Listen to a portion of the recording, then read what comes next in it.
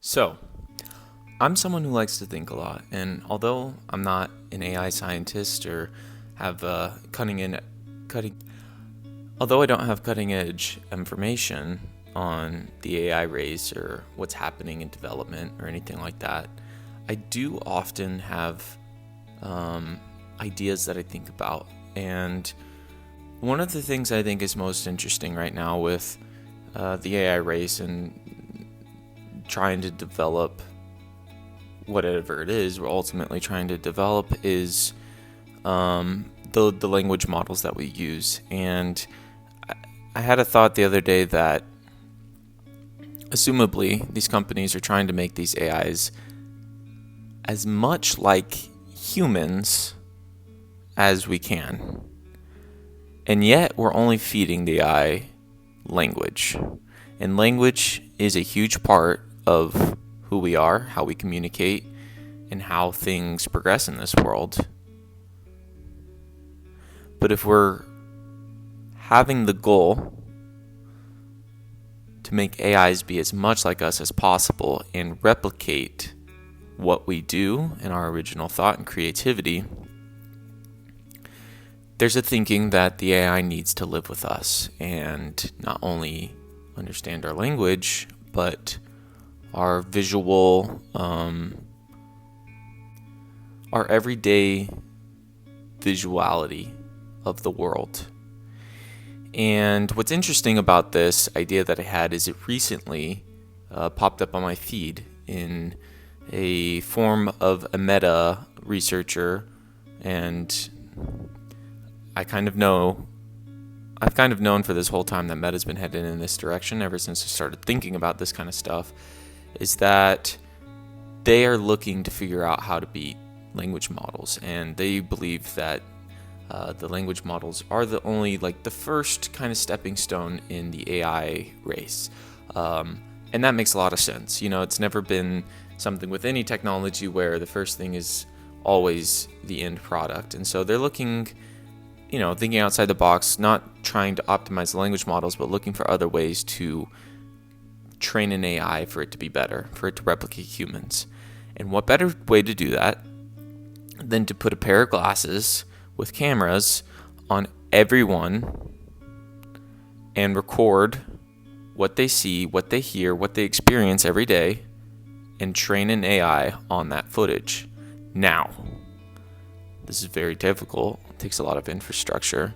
There's a lot of privacy that also goes into this, but it is a very interesting idea. It's something I believe that they will find a breakthrough in, and that will help Meta take a very big advantage in this AI race.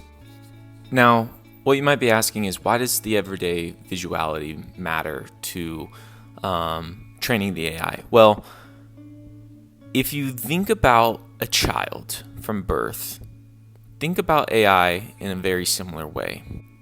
Visually, typically what you take in as a child are not much, at least that we can remember, but there are a lot of signs that human babies take in language and learn to understand it. And of course, it's not like they're blind. It's not like they're not seeing anything and learning things visually. They, over time develop their object permanence and whatnot. But the AI is similar in that we've taught it language to a super intelligent level. But when you give the AI vision and you train it, or you're teaching it what the real world is like, it's much like you yourself going out and experiencing things in the real world and seeing things for the first time. And when it actually starts to see things from people's POVs, and think about this, it's not just going to be the POV of someone going grocery shopping. It's going to be the POV of thousands of people going grocery shopping. And not only that, maybe the AI knows a lot about you, and it knows, okay, this person's vegetarian, this person works as a teacher, this person is a construction worker, this person,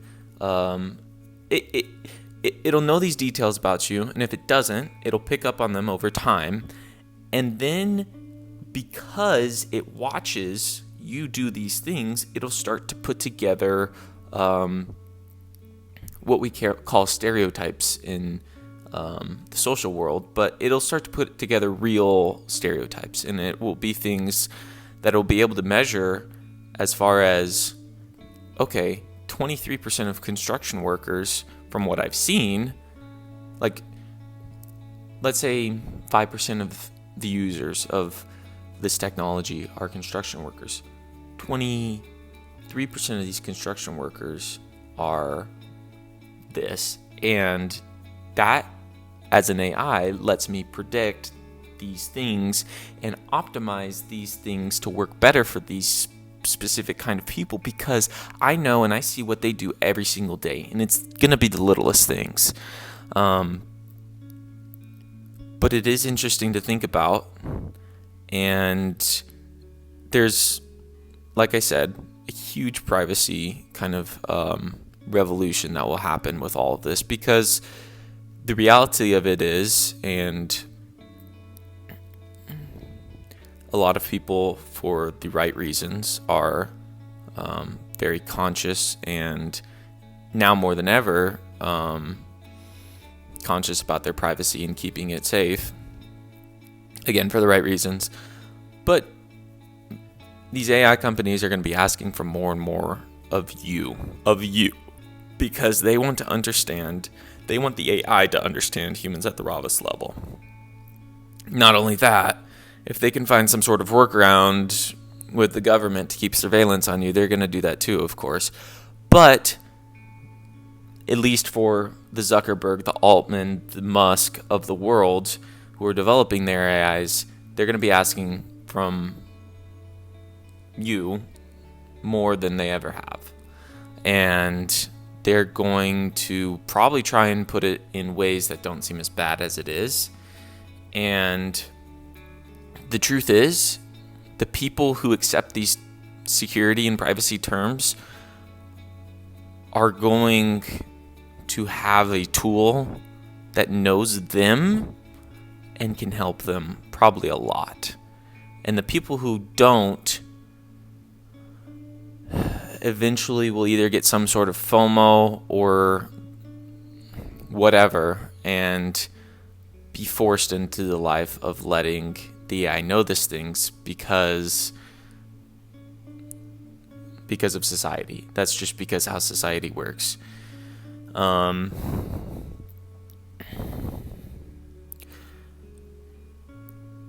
This, of course, is just my prediction.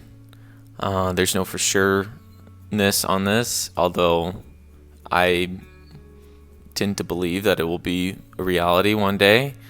I don't want this to scare other people because I'm making it seem like it's happening tomorrow, and kind of the point that I'm talking about or envisioning probably won't at least happen for 3 to 5 years.